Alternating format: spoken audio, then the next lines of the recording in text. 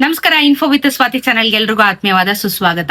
ಗೃಹಲಕ್ಷ್ಮಿಗೆ ಹೊಸ ಅರ್ಜಿ ಸಲ್ಲಿಸಬೇಕು ಅಂತ ಹೇಳ್ಬಿಟ್ಟು DKಶಿ ಅವರು ಬಂದಾಗಿಂದ ಹೊಸ ರೂಲ್ಸ್ ನ ಮಾಡ್ತಾ ಇದೀವಿ, ಪರಿಷ್ಕರಣೆ ಮಾಡ್ತಾ ಇದೀವಿ ಅಂತ ಹೇಳಿ ಅನೌನ್ಸ್ಮೆಂಟ್ ಮಾಡಿರೋದು ನಿಮ್ಮೆಲ್ರಿಗೂ ಗೊತ್ತಿದೆ. ಅಪ್ಲಿಕೇಶನ್ಸ್ ಗಳು ಯಾವಾಗ ಶುರುವಾಗುತ್ತೆ ಅಂತ ಕೇಳಿದಾಗ್ಲೂ ನಾವು ರೀಸೆಂಟ್ ಆಗಿ ಕೂಡ ಅಪ್ಡೇಟ್ ಮಾಡಿದ್ವಿ. ಅತಿ ಶೀಘ್ರದಲ್ಲಿ ಮಾಡ್ತಾ ಇದ್ದಾರೆ. ಬಹುಶಃ ನಮಗೆ ಆಗಸ್ಟ್ 15ನೇ ತಾರೀಕಿನ ನಂತರ ಈ ಒಂದು ಹೊಸ ಅಪ್ಲಿಕೇಶನ್ಸ್ ಗಳು ಶುರುವಾಗುತ್ತೆ ಅಂತ. ಆದ್ರೆ ಈಗ ಇದಕ್ಕೆಲ್ಲ ಬ್ರೇಕ್ ಬಿದ್ದಿದೆ. ಎಸ್, ಇವಾಗ ಎಲ್ಲರಿಗೂ ಒಂದು ರಿಲೀಫ್ ಆಗುವಂತ ವಿಚಾರಗಳನ್ನ ಈಗ ಗವರ್ಮೆಂಟ್ ಕಡೆಯಿಂದ ಕ್ರಿಸ್ಪ್ ಅಂಡ್ ಕ್ಲಿಯರ್ ಆಗಿ ವಿಚಾರಗಳು ಬಂದಿದೆ. ಅಂಡ್ ಇದರ ಬಗ್ಗೆ ಪ್ರೆಸ್ ಮೀಟ್ ನ ಕೂಡ ಮಾಡಿರುವಂತ ಮಿನಿಸ್ಟರ್ಗಳು. ಸೊ ಏನಾಗಿದೆ, ಈ ಬೆಳವಣಿಗೆ ಏನಾಗಿದೆ, ಅಪ್ಲಿಕೇಶನ್ಸ್ ನ ಯಾವಾಗಿಂದ ಹಾಕ್ಬೇಕು ಅಥವಾ ಬೇಡವಾ ಏನು ಅನ್ನೋದ್ರ ಬಗ್ಗೆ ಸ್ವಲ್ಪ ಗೊಂದಲ ಇತ್ತು. ಇದ್ರ ಬಗ್ಗೆ ಕ್ಲಾರಿಫಿಕೇಶನ್ ಇವಾಗ ಸಿಕ್ಕಿದೆ. ಫುಲ್ ವಿಡಿಯೋನ ನೋಡಿ, ಚಾನೆಲ್ ಹಾಗೆ ಸಬ್ಸ್ಕ್ರೈಬ್ ಮಾಡ್ಕೊಳ್ಳೋದನ್ನ ಮರಿಬೇಡಿ. ಹೊಸ ಅಪ್ಲಿಕೇಶನ್ ಹಾಕ್ಬೇಕಾ, ಲೈನ್ ಮುಂದೆ ಹೋಗಿ ಲೈನಲ್ಲಿ ಹೋಗಿ ನಿಂತ್ಕೋಬೇಕಾ, ಬೆಂಗಳೂರನ್ನು ಕರ್ನಾಟಕವನ್ನು ಎಲ್ಲಿ ನೋಡಿದ್ರು ಸರ್ವರ್ ಡೌನು ಅಂತ ಹೇಳ್ಬಿಟ್ಟು ಇವತ್ತು ಬನ್ನಿ ನಾಳೆ ಬನ್ನಿ ಅಂತ ಅಪ್ಲಿಕೇಶನ್ ನ ಮುಂದಕ್ಕೆ ತಳ್ತಾನೆ ಇರ್ತಾರೆ. ಅದು ನಿಮಗೆ ಗೊತ್ತಿರೋ ವಿಚಾರನೇ. ಆದ್ರೆ ಈಗ ಒಂದು ಪ್ರಶ್ನೆ ಆಗಿದೆ. ಏನು ಅಂತ ಅಂದ್ರೆ, ನಿಜವಾಗ್ಲೂ ಈ ಹೊಸ ಅಪ್ಲಿಕೇಶನ್ ಬೇಕಾ ಅನ್ನೋದನ್ನ ಎಲ್ಲರೂ CMಗೆ ಪ್ರಶ್ನೆ ಮಾಡಿದ್ದಾರೆ. ಹೌದು, ಯಾಕಂದ್ರೆ ಇವಾಗ ಫಸ್ಟ್ ಇಂದ ಎಲ್ಲಾ ರೂಲ್ಸ್ ನ ಚೇಂಜ್ ಮಾಡಿ ಫಸ್ಟ್ ಇಂದ ಎಲ್ಲಾ ರೂಲ್ಸ್ ನ ಮಾಡ್ಬೇಕು ಅಂತ ಹೇಳಿದ್ರೆ ತುಂಬಾ ಪ್ರೊಸೆಸಿಂಗ್ ತಗೊಳುತ್ತೆ ಅಂಡ್ ತುಂಬಾ ಟೈಮ್ ಕೂಡ ತಗೊಳುತ್ತೆ. ಸೊ ಹಾಗಾಗಿ ಇದು ಬೇಕಾ ನಿಮ್ಗೆ ಅಂತ ಹೇಳಿ ಪ್ರಶ್ನೆನ ಮಾಡಿದ್ದಾರೆ.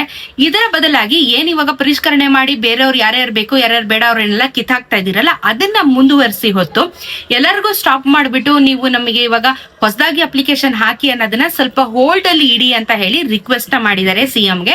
ಸೊ ಹಾಗಾಗಿ CM ಏನ್ ಹೇಳಿದ್ದಾರೆ, 1 ವಾರ ಕಾಲಾವಕಾಶ ನಾನು ಎಲ್ಲರಿಗೂ ಕೊಡ್ತೀನಿ, ನೀವು ನಿರ್ಧಾರ ಮಾಡಿ ನಿಮ್ಮ ಅಭಿಪ್ರಾಯನ ನನಗೆ ತಿಳಿಸಿ ಅಂತ ಹೇಳಿದ್ದಾರೆ. ಅಂದ್ರೆ ಪಬ್ಲಿಕ್ಗೆಲ್ಲ ಹೇಳಿರೋದವರು, ಅಲ್ಲಿರುವಂತ ಅವರು ಇರ್ತಾರಲ್ಲ, ಅವರು ಪಾಲಿಟಿಕ್ಸ್ ಅವ್ರ ಪಾರ್ಟಿಗಳು, ಅವರು ಆ ಮಿನಿಸ್ಟ್ರು ಈ ಮಿನಿಸ್ಟ್ರು ಎಲ್ಲಾರ್ದು ಒಪಿನಿಯನ್ ತಗೊಂಡಿರ್ತಾರಲ್ಲ.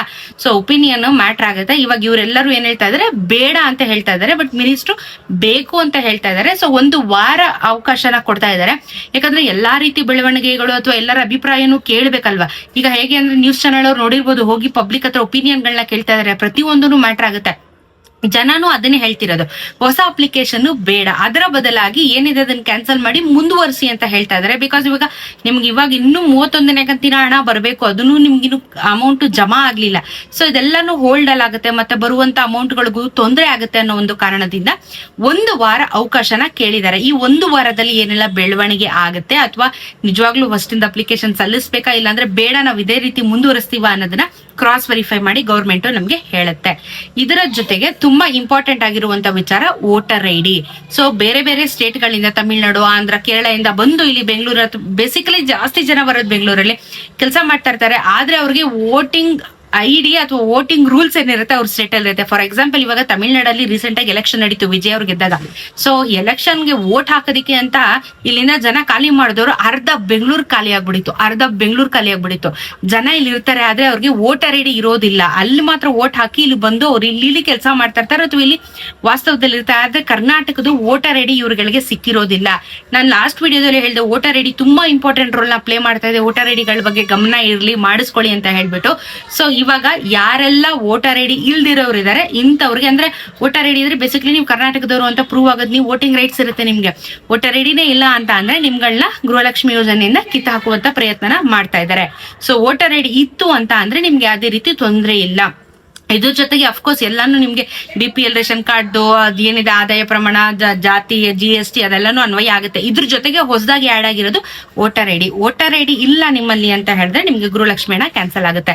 ಸ್ಪೆಷಲಿ ಬೇರೆ ಊರಿಂದ ಬಂದು ಇಲ್ಲಿ ಸೆಟ್ಲ್ ಆಗಿರ್ತಾರಲ್ಲ, ಅಂದ್ರೆ ಬೇರೆ ಸ್ಟೇಟ್ ಗಳಿಂದ ಬಂದು, ಊರು ಯಾವ್ದಾದ್ರು ಆಗಿ ಚಿಕ್ಕಮಗಳೂರಿಂದ ಬಂದು ಬೆಂಗಳೂರಲ್ಲಿ, ಮಡಿಕೇರಿಯಿಂದ ಬಂದು ನಾವು ಬೆಂಗಳೂರಲ್ಲಿ ಅಂದ್ರೆ ಅದು ಮ್ಯಾಟರ್ ಆಗಲ್ಲ. ಕರ್ನಾಟಕ ಬಿಟ್ಟು ಬೇರೆ ಸ್ಟೇಟ್ ಗಳಿಂದ, ಕೇರಳ, ತಮಿಳ್ನಾಡು ಈ ತರ ಭಾಗಗಳಿಂದ, ನಾರ್ತ್ ಇಂಡಿಯಾದಿಂದ ಎಲ್ಲಾದ್ರೂ ಬಂದಿರ್ತಾರೆ, ಅಸ್ಸಾಂ, ಬಿಹಾರಿಂದ ಎಲ್ಲ ಬಂದಿರ್ತಾರೆ.